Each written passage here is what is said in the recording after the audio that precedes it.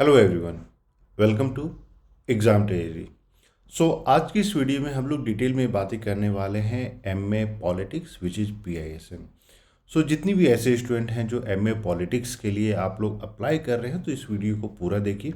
इस वीडियो में हम लोग जो है आपको सारा वो इन्फॉर्मेशन देंगे जो रिक्वायर्ड है आपको इस साल के एंट्रेंस एग्ज़ाम के प्रिपरेशन, या फिर आप अगर आपके मन में किसी भी चीज़ को लेकर है कि मेरा एलिजिबिलिटी है या नहीं है, तो वो सारी चीज़ें हम लोग आपको बताएंगे regarding the entrance examination and the preparation strategies and all. अगर आपको कोई क्वेश्चन है तो आप लोग कॉल या मैसेज कर सकते हैं on the number 8448878849। Exam Treasury की तरफ से जो है question bank, test series, previous paper, classes, study material सब कुछ प्रोवाइड किया जाता है।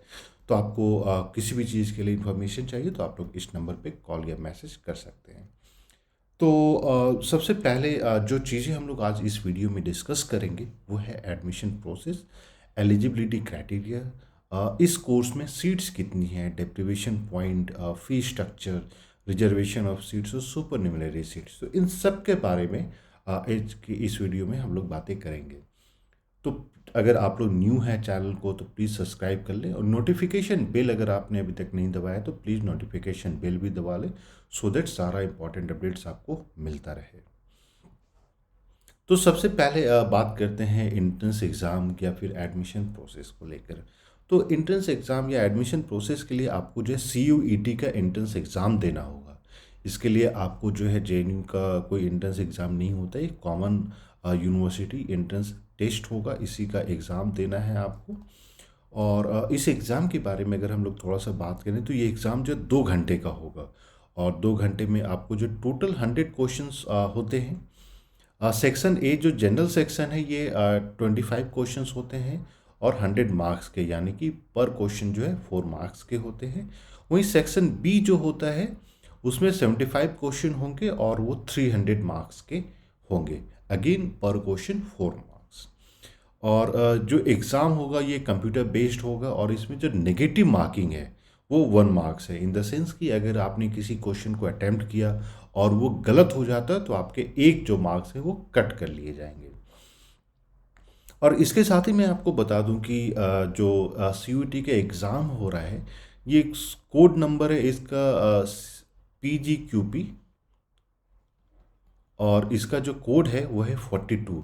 और 42 जो है आपका, एक तो पॉलिटिकल साइंस जिसको JNU में बोला जाता है PULM, इसका भी कोड है।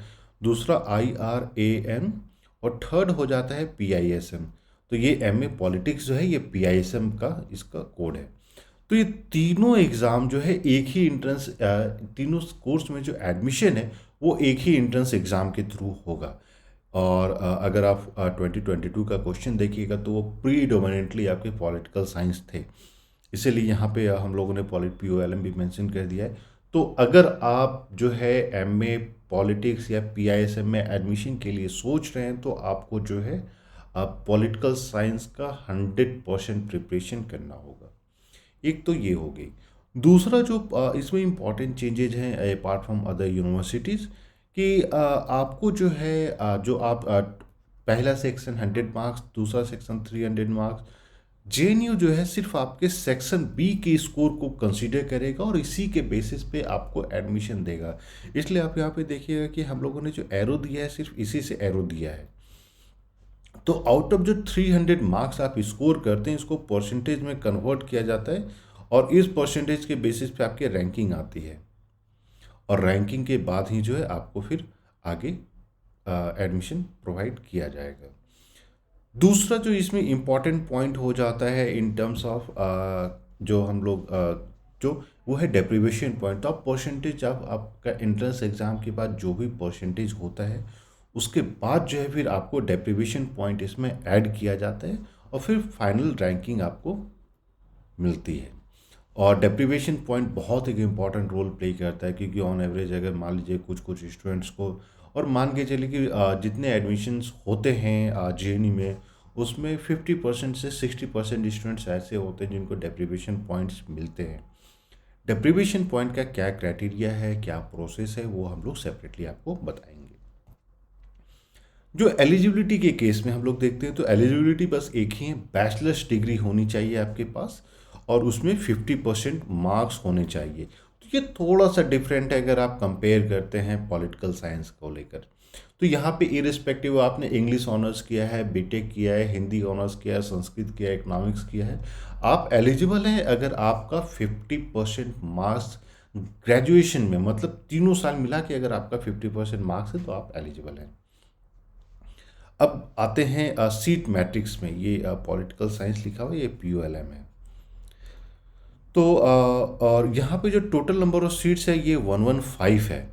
तो जनरल कैटेगरी में 46, 31, 17, 9, 6, 12, ये आपके जो है टोटल नंबर ऑफ सीट्स हो जाते हैं PISM में। यहीं अगर हम लोग बात करते हैं जो डिप्रीवेशन पॉइंट्स की हम लोगों ने बात की थी, तो डिप्रीवेशन पॉइंट्स में अगर आप देखिएगा तो दो कैटेगरी में बांट दिया गया है, कोटाइल 1, कोटाइल 2। तो कोटाइल 1 से बिलोंग करते हैं उनको 6 पॉइंट्स मिलते हैं, जो कोटाइल 2 से बिलोंग करते हैं उनको 4 पॉइंट्स मिलते हैं।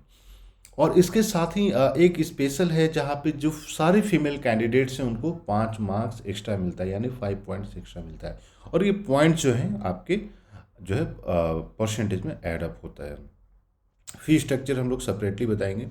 अगेन रिजर्वेशन ऑफ सीट्स की हम लोग बात करें तो जो शेड्यूल कास्ट है उनको 50% सीट मिलती है और शेड्यूल ट्राइब को 7.5%, OBC को 27% का रिजर्वेशन है और PWD कैटेगरी को 5% का रिजर्वेशन है। 5% जो है वो हर एक कैटेगरी वाइज है, जितने भी टोटल नंबर ऑफ सीट्स हैं उनके लिए 5% PWD का है और EWS को 10% का रिजर्वेशन मिलता है।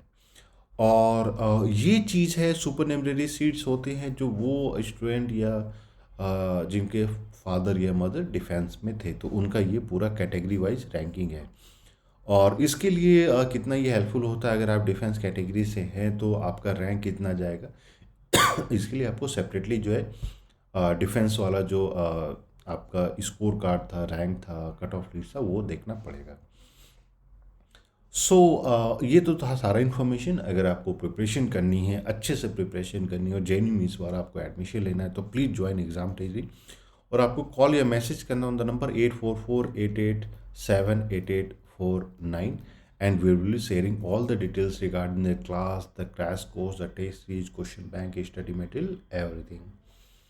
एंड वीडियो जो पसंद आए तो प्लीज़ लाइक भी कर लें और दोस्तों के साथ भी शेयर करें, सो दैट जो भी इंपॉर्टेंट अपडेट्स है वो आपको सारा मिलता रहे। So thank you and we wish you all the best.